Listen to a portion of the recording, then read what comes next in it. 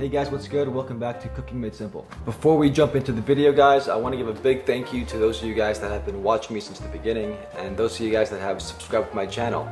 For those of you guys that have not subscribed yet, guys, if you like what you see and want to see more of it, please click that subscribe button, click that bell.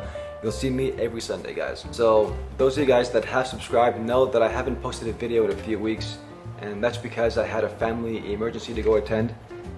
But as you can tell, I'm back now, and as promised, guys, we're going to do a vegetarian dish today. So guys, this is a dish that I created that I call the Easy Man's Vegetarian Sandwich. It's super easy to make. It's full of unique flavors. Let me know in the comments down below if you guys like it or dislike it. Either way, I want to find out you guys' thoughts about it.